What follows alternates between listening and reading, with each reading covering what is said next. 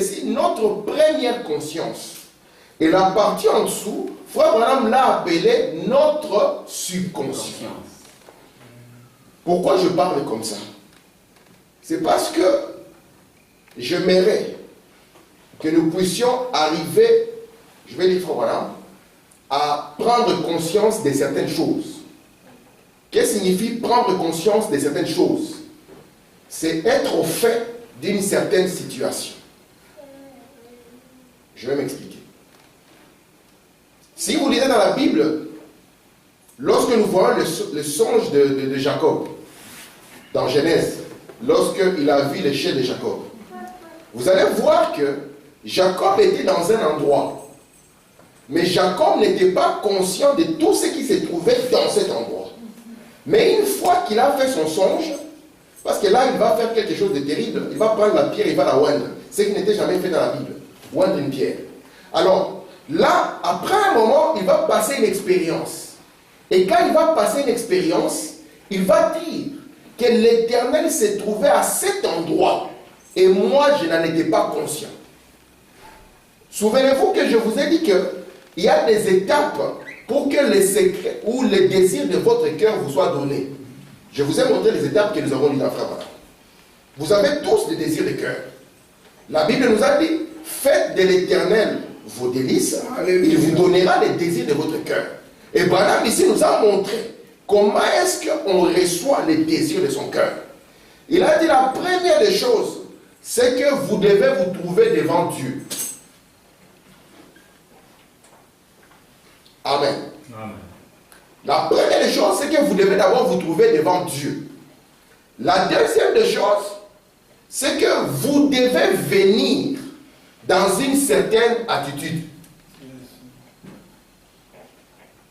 Amen. Amen. Quand vous venez dans cette certaine attitude, alors vous devez aussi commencer à dire ou à manifester un certain comportement. Vous voyez cette étape-là? Et Frère Branham nous a précisé, pour nous montrer comment ça s'est passé. Il a pris un exemple dans l'Ancien Testament, où il y avait une femme qui avait un désir dans le cœur. Et cette femme, quand elle avait le désir, elle savait que Dieu a toujours une adresse. Vous êtes avec moi? C'est clair? Que Dieu a toujours une adresse. Si je vais rencontrer le frère Samuel, je dois essayer de localiser où il est, frère Samuel. Parce que nous ici, nous ne croyons pas que Dieu est comme le vent. Nous ne croyons pas ça. Frère Samuel, nous ne croyons pas que Dieu est comme l'oxygène. Qu'il remplit cette salle, qu'il remplit d'autres salles. Non. Frère Branham est le seul qui est venu nous l'expliquer autrement. Branham nous a dit que Dieu est un être qui se trouve à un endroit. Mais, comme il est capable de, par son savoir, parce que le savoir est une grande arme. Vous savez que les pays qui dominent les autres ici, c'est les pays qui ont le plus de savoir. Yes. Amen. Et si quelqu'un vous dit dans le message que vous ne devez pas avoir le savoir, que vous ne devez pas connaître les mystères, c'est quelqu'un qui veut que vous puissiez être dominé. C'est ça. Amen. Remarquez, Frère Branham dit que ce qui fait qu'il est omniprésent, c'est parce qu'il connaît tout. C'est son omniscience qui produit son omniprésence. Et remarquez maintenant, comme Dieu est un être et qu'il vit dans un lieu, nous avons besoin de connaître l'adresse de Dieu. Vous êtes là? Amen. Et nous avons vu dans l'Ancien Testament comment cette femme est venue. Elle connaissait l'adresse de Dieu. Frère Branham dit, Dieu vivait dans son prophète. C'est ainsi que quand elle a eu une situation difficile, que son enfant est décédé, elle n'a pas commencé à crier. Elle n'a pas organisé de deuil. Elle a fait comme si de rien n'était. Elle est partie à l'adresse où elle savait que Dieu devait être trouvé. Amen. Amen. Et Branham revient. Il dit, si la femme avait compris ça, Branham dit, les sœurs de Marthe et Marie, lisant l'histoire de cette femme, ils ont compris que si Dieu était dans son prophète, il serait encore plus fort dans son fils. Amen. Amen. C'est comme cela que quand Jésus est venu, il savait que Jésus était l'adresse de Dieu. Et remarquez, c'était dans leur droit, parce que vous savez que l'âge de la Odyssée signifie droit du peuple. C'était dans leur droit de s'énerver. C'était dans leur droit d'élever la voix, de crier sur Jésus. Mais comme ils connaissaient l'adresse de Dieu, ils sont venus dans une certaine attitude. Branham dit, ils se sont approchés avec révérence et respect. Vous vous souvenez que lorsque le souverain sacrificateur devait entrer dans le troisième lieu, il devait y entrer avec révérence et respect. Parce que c'était l'adresse de Dieu. Mais Branham va plus loin. Nous croyons tous que Dieu a habité une maison à 3 pièces appelée le Seigneur Jésus-Christ. Amen. Amen. Mais Branham dit que ce n'était pas sa finalité. Parce que Branham dit que tout ce que Jésus était l'ombre de cette heure-ci. Amen. Amen. Donc la réalité, elle est maintenant aujourd'hui. C'est là où Branham va plus loin.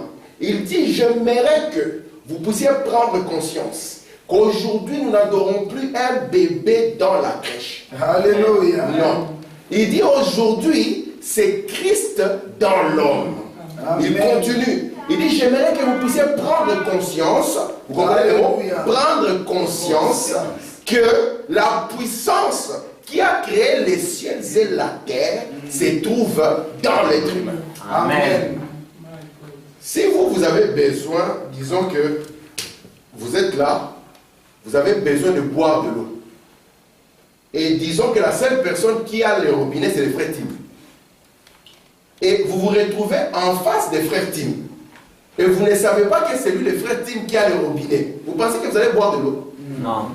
Donc la première des choses, la chose capitale, c'est d'identifier l'adresse de Dieu.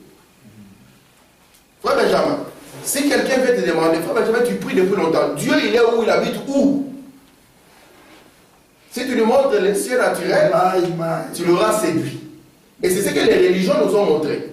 Lorsque nous avons posé la question, le ciel est où? On nous a dit, mais lève la tête et regarde le ciel. C'est pour ça que quand Jésus est venu, il a dit, je suis le pain descendu du ciel. Tout le monde a dit, mais tu mens. Parce que nous n'avons pas vu un pain qui est descendu. Mais pourtant, Jésus étant là, leur dit, personne n'est monté au ciel. Sinon le Fils de l'homme. Hein, il dit que qui est maintenant même dans le ciel. Vous êtes avec moi? Amen. La chose capitale, j'insiste, c'est de trouver l'adresse et de prendre conscience de cette divinité. C'est ça la chose la plus difficile. Prendre conscience. Jacob était en un lieu. Dieu était toujours à cet endroit. Mais vous allez voir que ce qui a changé dans Jacob, c'est quand Jacob a réalisé que cet endroit était terrible. L'éternel Dieu est là-bas, mais moi je ne le savais pas. C'est ce qu'il dit. Or, à l'ouverture du 7e psaume, Frère Branham me dit, nous allons connaître qui Dieu est. Amen. Quelle est sa nature et comment il vit. Nous allons connaître même son adresse. Le désir de Job qui était de connaître où il vit pour aller le voir et le rencontrer va être palpable. Je peux lire, Frère Branham? Amen. Je suis dans le message sur ta parole qui nous a été prêché le 5 mars 1948 au paragraphe 4. Frère Branham dit ceci. Eh bien, beaucoup de gens s'attendent.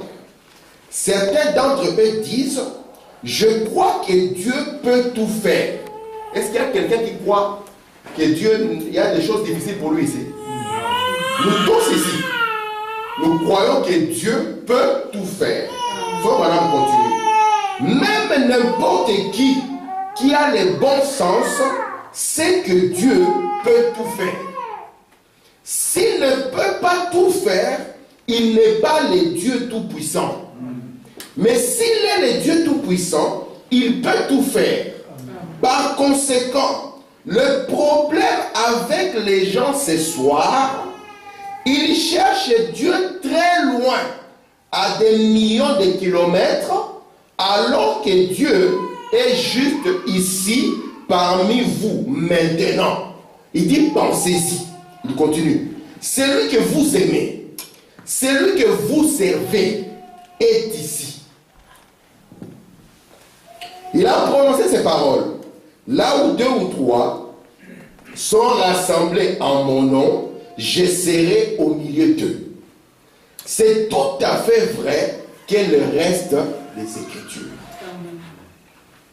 Beaucoup de gens ils pensent que c'est seulement les prédicateurs qui est l'adresse de Dieu.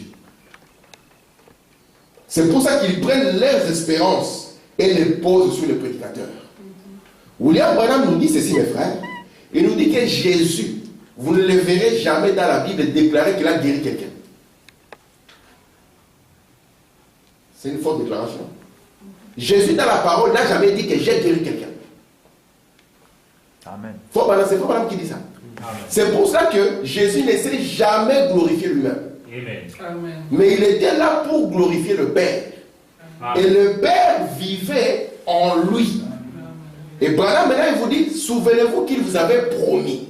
Amen. Que là où 2 ou 3 seront assemblés, non pas à cause de la politique, non pas à cause d'autre chose, mais à cause de son nom. Or, son nom, c'est sa nature, et le nom de Dieu, c'est la maison de Dieu. Alors, à cet endroit, vous avez trouvé l'adresse de Dieu. Première étape. Est-ce que sommes-nous conscients de Dieu? Disons, Frère Branham, je suis dans le message dans sa présence. Prêché le 9 septembre 1962, au paragraphe 72. Frère Branham dit ceci, écoutez.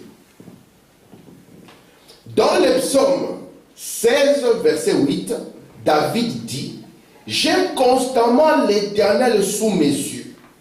C'est une bonne chose à faire. » Psaume 16, verset 8. « Je suis toujours proposé l'Éternel devant moi. » Ça c'est David. Il ne pouvait donc pas être confus à ce sujet. Il voulait être conscient de sa présence. Quand quelqu'un est dans une réunion, il ferme les yeux, il sent une petite chaleur, n'est-ce pas, maman? Là, il pense que c'est ça, être conscient de sa présence. Mais Branham dit, David, tout au long de la journée, il voulait être conscient. N'est-ce pas que c'est le Seigneur qui a promis que je ne t'abandonnerai pas? Amen. Est-ce qu'il a dit qu'il t'abandonnera à un moment? Non. Il a dit, je ne t'abandonnerai jamais. Je ne te laisserai jamais. Mais le problème, c'est que quand le premier obstacle va arriver, nous allons comprendre que l'homme ne va plus prendre conscience de la chose qu'il a. Si je suis un militaire et que je vais à la guerre, Frère Samuel, on m'a donné la lance-roquette, on m'a donné une Kalachnikov, et que je vais à la guerre, et que vous trouvez que les balles commencent à siffler, que moi je ramasse la pierre pour commencer à la jeter, on va comprendre que je ne suis pas conscient de ce qui m'accompagne. Amen. Amen. Et vous savez, mes frères, que le but du diable, c'est de vous garder ignorant. Parce que lorsque vous êtes ignorant, un enfant comme Narcisse, si nous mettons un revolver entre ses mains, même si on lui dit Narcisse, c'est ça, c'est pour te protéger s'il y a un danger, vous allez vous étonner que le revolver risque même de le tuer. Pourquoi? Parce qu'il n'est pas conscient de ce qui est entre ses mains. Et c'est cet état de conscience sur lequel moi je vais insister. Lorsqu'on vous dit Dieu habite en vous, qui ne dit pas Amen? Est-ce que vous croyez que Dieu habite en vous? Amen. Maintenant je pose la deuxième question. Est-ce que nous sommes conscients de sa présence? Amen. Il suffit d'un petit problème, vous allez voir que cette conscience, elle part. Jacob était toujours dans le même endroit. L'endroit n'avait pas changé. Ce qui a changé, c'est son état de conscience. Il a compris, dans ce lieu, Dieu est. Et Branham dit, le subconscient dont je vous parle, c'est sur cela que moi, William Branham, je veux travailler. Amen. Amen. Parce que les vraies choses, mes frères, les vraies choses, on ne les voit pas avec les yeux. Les vraies choses, on ne les voit pas. Il faut Madame dire, coupez-moi un peu de votre joie et montrez-la moi. Frère Samuel, coupe-moi un peu de ta joie. N'est-ce pas que tu es content de me voir? Coupe-moi un peu de cette joie, que je la voie. Tu peux dire à ta femme, oh, ma femme, je t'aime beaucoup. Il dit, le beaucoup là peut remplir la maison. Montre-moi un peu seulement les 2% de ces beaucoup là. La joie, on ne la voit pas. Le bonheur, on ne le voit pas. L'amour, on ne le voit pas. La patience, on ne la voit pas. Tout ce que Dieu vous a promis, la première partie consciente ne peut pas les saisir. C'est pour ça qu'il y a une deuxième partie qui est en vous. Et David ici, il disait, j'essaie d'être conscient de sa présence. Parce que Dieu ne peut pas vous promettre quelque chose sans qu'il puisse le faire. Et il a promis que peu importe ce qu'il y aura, moi Dieu, je ne vous abandonnerai jamais. Voilà, dit encore un peu de temps et le monde ne me verra pas. Voilà, dit encore un peu de temps et l'église là, ne me verra pas. Mais vous allez me voir. Amen. Pourquoi? Parce que je serai avec vous. Et pas seulement être avec vous au cours des âges, mais je serai en vous. Amen. Mais le problème, sommes-nous conscients de cela? Je continue la lecture sur la conscience. Il dit ceci. Il voulait être conscient. Il dit, aussi David a-t-il dit, je suis toujours proposé l'Éternel devant moi. Donc moi, David, je me suis toujours proposé l'Éternel devant moi. Toujours pour être conscient de la présence de Dieu. Vous avez déjà vu votre attitude quand vous êtes conscient de la présence de Dieu? Vous savez que votre attitude change. Amen. Votre attitude automatiquement doit changer. Yes, sir. Frère Branham dit, lorsque j'ai commencé à déployer mes doctrines bizarres, ça veut dire que Branham avait des doctrines bizarres. Alléluia. Il avait une doctrine appelée la sémence du serpent. C'est une doctrine très, très bizarre. Moi, la première fois que j'ai entendu ça, j'ai tenu la tête. Je me suis dit, c'est quoi encore cette histoire? Parce que pour moi, le serpent, c'est le serpent reptile. Branham dit, tous les prédicateurs qui étaient là, lorsque je leur ai dit que c'est lui qui est fort, parce qu'aujourd'hui, ils peuvent tous parler en disant Branham est faux. Mais s'il est faux, que toi tu as la vérité, que Dieu te confirme comme il a confirmé. Amen. Alors il a dit, ok, celui qui est prêt à me contredire, qu'il vienne se tenir ici à ma droite. Alléluia. Amen. Ils étaient conscients de sa présence. Et regardez, ils étaient assez sages, conscients de sa présence. Là, tout le monde, personne n'en parle. Nous pouvons faire des discours. Mais quand à voir la présence de Dieu, c'est ces garçons-là. Et c'est pour ça que David, c'était le succès de sa réussite. Amen. Vous savez que c'était un homme qui avait des erreurs. Mais c'était un homme selon le cœur de Dieu. Alléluia. Et pourquoi c'était un homme selon le cœur de Dieu? C'est parce qu'il avait conscience de la présence de Dieu. En tant qu'un homme, parce que je vous ai dit que nous pouvons tous pleurer comme des hommes, n'est-ce pas? Est-ce que je vous ai refusé de pleurer? Non. J'ai refusé qu'on puisse pleurer. Je dis non. Jésus, il est arrivé au deuil, il a pleuré aussi. Mais est-ce qu'il a prolongé les pleurs? Il a compris qu'après les pleurs, il faut maintenant que la divinité puisse entrer en action. Amen. Les problèmes peuvent arriver, nous tous pouvons dire, ah, le problème est grave. Mais nous n'allons pas commencer à pleurer. Après un moment, nous allons dire non, nous devons être conscients de ce que nous portons avec nous. Amen. Écoutez ceci. Faut Madame dit, je suis toujours dans sa présence. Je vais lire Attitude de qui est Dieu, afin que je m'arrêterai à cette citation-là. Faut Madame continue ceci. C'est très important ce qu'il dit ici. Il dit, est-ce que ce ne serait pas une belle leçon pour nous tous ce soir de proposer, donc de placer toujours l'Éternel devant nous afin d'être conscient de sa présence? Donnez-lui la première place. Pourquoi? Même dans nos problèmes, nous refusons de lui donner la première place. Vous savez ça? Le problème arrive, boum, nous allons chercher l'oncle. On donne la première place à l'oncle. L'oncle vient résoudre le problème. Vous êtes avec moi? Lorsque Dieu a envoyé Israël, il a dit à Israël, allez prendre le pays. Il a dit, mon ange marchera derrière vous. Non. Il a dit, devant vous. Amen. Et les gens qui viennent, ils seront conscients de sa présence. Et ils auront peur de vous. Et Branham dit ici, plaçons l'Éternel devant nous. Il y a un problème entre toi et le problème, place Dieu. Ne place rien d'autre, place d'abord Dieu. Sois conscient que entre toi et ces problèmes, il y a sa présence. Amen. Est-ce que la Bible a dit que les malheurs n'allaient pas nous arriver? La Bible dit que les malheurs atteignent souvent les justes. Mais l'Éternel, qu'est-ce qu'il fait? L'en délivre toujours. Non, l'en délivre parfois. Non, l'en délivre toujours. Donc il n'y a pas un cas où il va rater d'être délivré. Peu importe. Il a dit que 10 000 tombent à ta droite. qui est même une flèche qui vole pendant des jours. Vous voyez la puissance pour qu'une flèche vole pendant des jours. Même une balle de Kalachnikov ne peut pas voler pendant des jours. Il dit, mais tu n'auras pas peur parce que tu vas placer l'Éternel. Il faut être conscient. Alléluia. Cette prise de conscience, elle est individuelle. Amen. Ce n'est pas une prise de conscience de groupe, ça n'existe pas. C'est une prise de conscience qu'ici, là où je suis, je sais qu'il est là. Amen. On ne t'a pas dit de sentir, non. On ne t'a pas dit de sentir. Ici où il est, je sais qu'il est là. Amen. Amen. Amen. Je continue. Il dit ici, être conscient de sa présence. Donnez-lui la première place. Pourquoi? Pourquoi lui donner la première place? Vous ne pourrez pas pécher quand vous réalisez que constamment vous êtes dans la présence de Dieu. Alléluia. Lorsque vous réalisez que Dieu est prêt, vous pesez vos paroles. Frère, tout va bien, tu es en plein problème, tu sais qu'il est prêt. Là, je dois peser mes paroles. Il dit, tout va bien.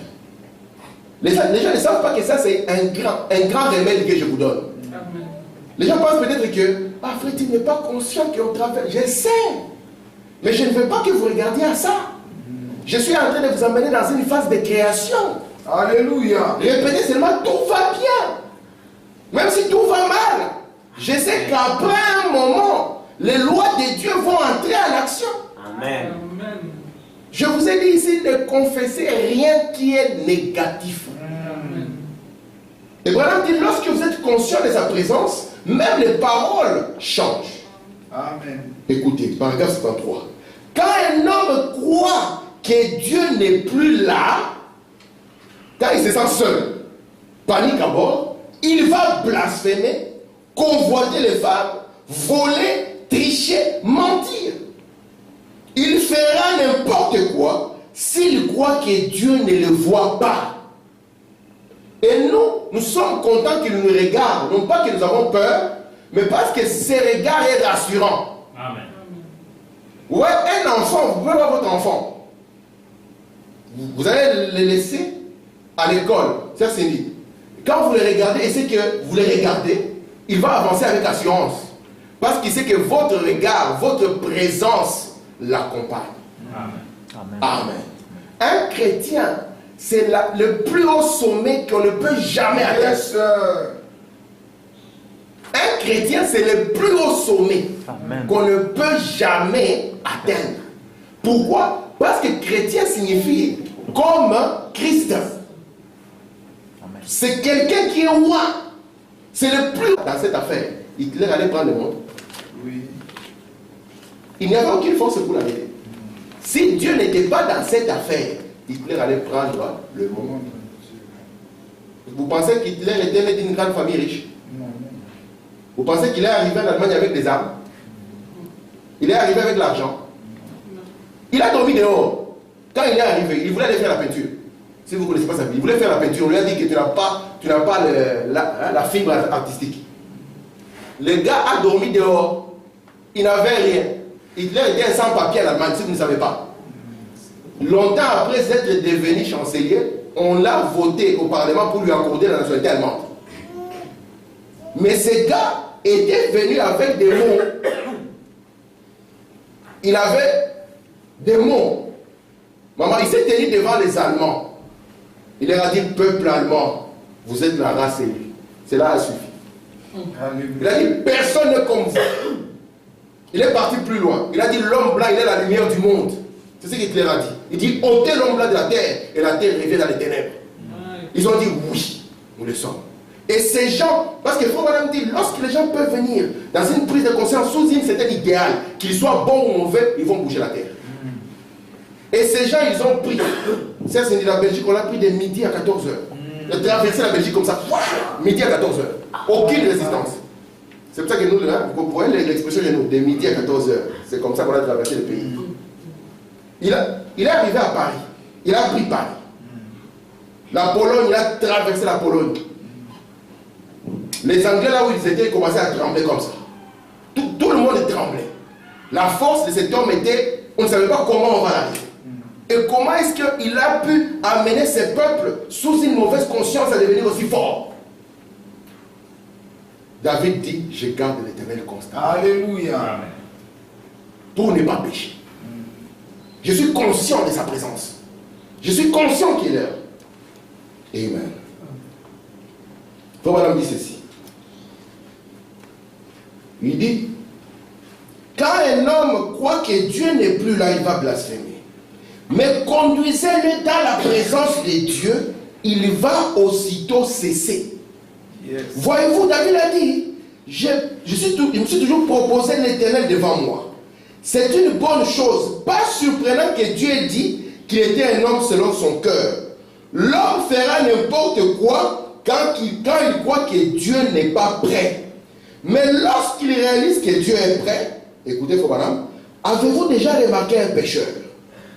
Quand une personne pieuse entre, il va arrêter de blasphémer. Vous l'avez déjà vu, vous tous, hein? Les gens sont en train de blaguer comme ça, vous débarquez et dites, ah, papa pasteur vient. Ils arrêtent de blaguer. Papa pasteur est là. Vous n'avez jamais vu ça? Frère Branham dit pourquoi ils viennent de réaliser la présence de Dieu. Amen. Je continue. Il dit, l'homme fera n'importe quoi. Quand une personne pieuse entre, il va arrêter de blasphémer. S'il est moindrement respectueux. Voyez-vous, il ne dira pas ces sales blagues qu'il s'est préparé à dire. Voyez-vous, il mettra ça de côté parce qu'il sait qu'il est dans la présence de Dieu. Qui a amené cette présence? N'est-ce pas la personne pieuse? Je continue. Pour lui dire, parce que Dieu demeure dans le tabernacle de son peuple. Il dit, voyez-vous? Donc l'adresse que nous avons aujourd'hui, amen, c'est devenu maintenant le tabernacle de son peuple. Je continue.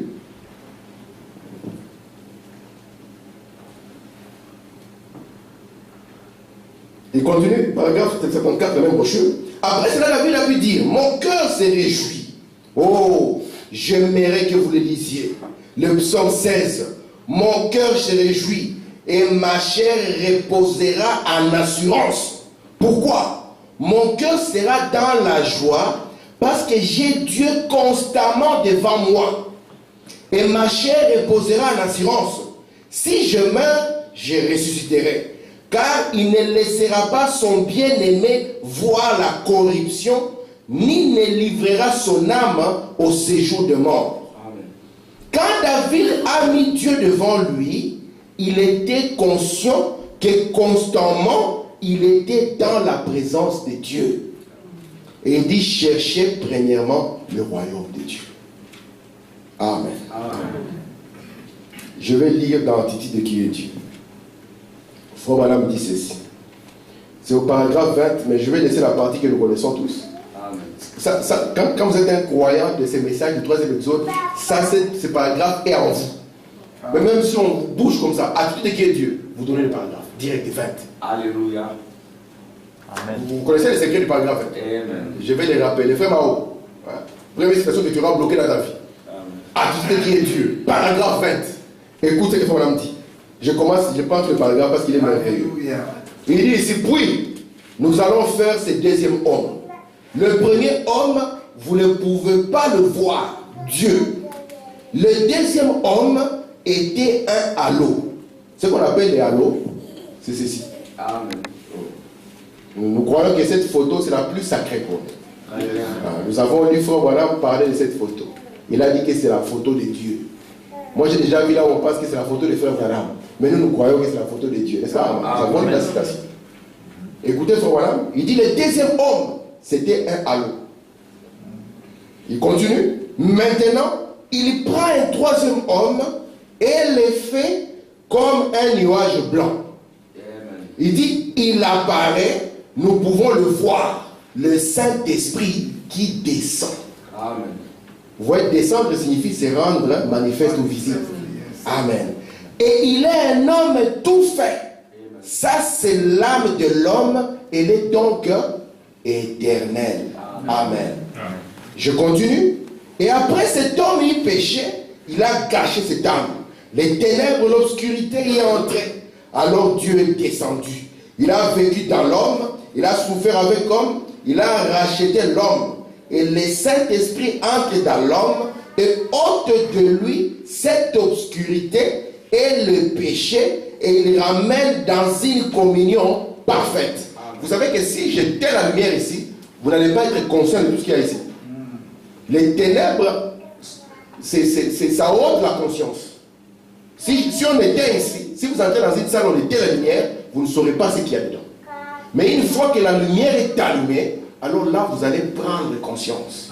C'est pour ça que Branham nous a prêché un message. Il y a un homme ici qui peut allumer la lumière. Et la lumière qui est allumée, elle est allumée dans votre cœur. Amen. Afin que vous puissiez être conscient de celui qui doit y vivre. Amen. Amen. Branham continue. Après avoir parlé de tout ce qu'il a dit en haut là, écoutez, il dit, qui est Dieu? N'est-ce pas une merveilleuse question? Qui est Dieu? Branham dit, c'est lui qui s'est tenu là. Donc Dieu, c'est celui qui s'est tenu là et qui a de ses mains sorti les étoiles. Donc il s'est tenu là, de ses mains, les étoiles sont sorties. C'est pour ça que nous voyons toujours que dans sa main droite, il a toujours cette étoile. Amen. Et regardez, et amener le monde à l'existence. Il a fait des choses invisibles. Maintenant, Branham continue. La divinité elle-même habite dans l'homme. Amen. Il continue. Le Créateur qui a créé les cieux et la terre habite dans les hommes. Amen. C'est difficile à croire ça. Hein? Moi, vraiment, il habite là. Oui, toi, vraiment, il habite là. Alléluia. Je vous conseille de lire une petite brochure de 3 pages. L'interview de Frère Branham avec la sœur Brice. Vous l'avez déjà lu? C'est 3 pages. La sœur Brice était à l'hôpital. Elle était mourante. Et son pasteur est venu. Alors quand son pasteur est arrivé, il a commencé à avoir un entretien avec la sœur. La sœur lui a dit, Frère Branham, je crois que je n'ai pas le Saint-Esprit. Il dit, je crois que je n'ai rien. Je dis, vide. Parce que moi, je n'ai jamais parlé en langue. Je n'ai jamais tremblé. Je ne suis jamais entré en transe. Quoique nous croyons en tout ça. Je crois vraiment à ça. Amen. Je crois que quelqu'un qui a le Saint-Esprit peut entrer en transe. Yes.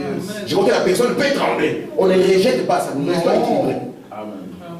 Et puis il dit, Branham, je n'ai rien de tout ça. Et Branham lui a dit, Sœur Brice, est-ce que tu n'as pas vu que dans ta vie, après un moment, quelque chose s'est passé? Il dit, tu aimais certaines choses du monde. Et puis après un moment, ces choses-là, tu ne les aimais plus. Branham dit, c'est ça le Saint-Esprit. Amen. Vous êtes avec moi? Amen. Amen. La puissance qui a créé les cieux et la terre vit dans l'être humain. Amen. Et plus vous êtes conscient de cela, plus cela va commencer à se déployer de plus grand. Vous croyez ça? Amen. Je continue. Il dit, eh bien, il n'est pas étonnant que quand on comprend ça, c'est pas comme vraiment, il n'est pas étonnant que quand on comprend ça, il n'est pas étonnant que les estropiés, une fois que vous en prenez conscience, vous vous redressez. Est-ce que vous connaissez c'est quoi un estropié? On amène quelqu'un dans une chaise roulante, les jambes sont recroquevillées, on l'amène ici, papa. Vous parlez de ceci, de cela, voici un cas. Ce que nous allons essayer de faire, c'est de ne pas nous présenter à lui parce que nous n'avons rien à lui donner. Pierre a dit, moi je n'ai ni or ni argent, donc la partie humaine je n'ai rien, mais j'ai quelque chose que je peux te montrer. Et si vous regardez, la Bible nous a dit que Paul avait regardé l'estropié et il avait vu que cet homme avait la foi. Vous comprenez ça? Il faut dire, lorsqu'ils prennent conscience de ça, il n'est pas étonnant qu'ils se lèvent de là où ils sont. Lorsqu'ils comprennent que Dieu vit dans des êtres humains, nous croyons que le deuxième dessein, on l'a vu manifester dans Frère Branham. Mais nous croyons qu'il avait promis qu'il devait être tout en tous. Amen. Vous croyez ça? Amen. Regardez. Branham dit ceci. Il dit, pas étonnant que les estropiés, une fois que vous en prenez conscience, vous vous redressez. Le Créateur est ici. Il n'est pas étonnant qu'un aveugle qui ne voyait pas voit le Créateur est ici. Il dit réaliser. Amen. Je continue. Paragraphe toujours 21. Je saute un tout petit peu. Il dit, par conséquent, si vous vous rendez compte que est Dieu qui a créé la poussière, la terre et tout ce qu'il y a ici habite au milieu des humains, où en est notre foi, mes amis? Il a dit, ces œuvres que je fais quand il était sous la terre, vous en verrez de plus grandes parce que je m'en vais au Père. Tout ce que vous désirez, il a dit, quelquefois ce que vous désirez. Écoutez les mots. Tout ce que vous désirez, quand vous priez, croyez que vous le recevez, vous l'aurez. C'est le Créateur qui parle. C'est vrai. Alors cela ne repose pas sur lui, cela repose sur nous. Alors nous, par la communion, ce qu'Adam avait perdu par la chute, Christ l'a restauré par sa mort. Croyez-vous cela? Ramener l'homme dans la communion avec Dieu. Bon, l'Église a progressé jusqu'à cette communion avec Dieu. La communion comme Adam l'avait au commencement dans les jardins. Tout péché a été ôté. On est libre de la condamnation. Le Saint-Esprit nous purifiant de tout péché. Vous êtes libre de faire les pas suivants en Dieu. Amen. Donc nous sommes revenus dans la communion, n'est-ce pas, frère? Nous sommes à l'église, nous prions. Nous venons écouter la parole.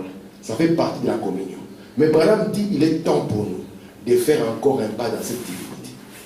Nous devons avancer. Amen. Et il nous dit, plaçons l'Éternel entre nous et la chose. Donc, même nos problèmes, nous refusons de placer l'Éternel. Allez, la facture tombe, elle est de 2000 €. Moi, je n'ai pas l'argent, je place d'abord Frère Pablo. Parce que Frère Pablo, c'est le milliardaire de l'église. Il a dit, plaçons l'Éternel entre toutes choses. Amen. Je vais vous dire la vérité, mes frères. Les personnes qui ont placé Dieu sont les personnes qui ont été les personnes à succès. Amen. Amen. Peu importe l'opposition qu'ils ont connue. On n'a pas dit que quand vous placez Dieu, vous n'aurez pas d'opposition. Vous aurez l'opposition, mais vous en sortirez toujours victorieux. Amen. La puissance qui a créé les cieux et la terre, frère Benjamin, elle vit où? Elle vit dans l'homme. Ce n'est pas un slogan. Nous devons commencer à prendre conscience de ça. Le problème est là, lui au Seigneur. Il y a quelque chose qui m'a interpellé. Vous voyez quand la sœur Claudine a eu son accident. Alors on était dans la voiture avec ma fille et on lui a dit, la sœur Claudine a eu l'accident. Elle a posé la question, mais où était Jésus? Alors là je lui ai expliqué. J'ai dit, tu vois, malgré l'accident, Jésus était là parce qu'il a épargné la sœur Claudine de cet accident. Alors, dit, donc parce que les malheurs peuvent venir, mais l'Éternel vous délivrera. Et soyez la première des choses, si on n'est pas conscient de lui, les restes, ça ne sert absolument à rien. Et il a promis que c'est dans le cœur du croyant où lui allait prendre le contrôle de la chose. Si nous ne sommes pas conscients, nous allons paniquer. Si nous ne sommes pas conscients, nous allons courir dans tous les sens. Si nous ne sommes pas conscients, nous pouvons nous retrouver dans la maison d'un sorcier guérisseur. Nous, les frères du message. Parce que la conscience est partie. Vous voyez, quand Adam a perdu la conscience de la divinité, vous voyez jusqu'où il est parti. Vous voyez jusqu'où il est allé. Et aujourd'hui, Branham nous dit, ce qu'il avait perdu, cette conscience, cette communion, il dit, Dieu l'a ramené. Pour que nous puissions être conscients de ces choses. J'insiste, je place l'Éternel devant, afin de ne pas pécher.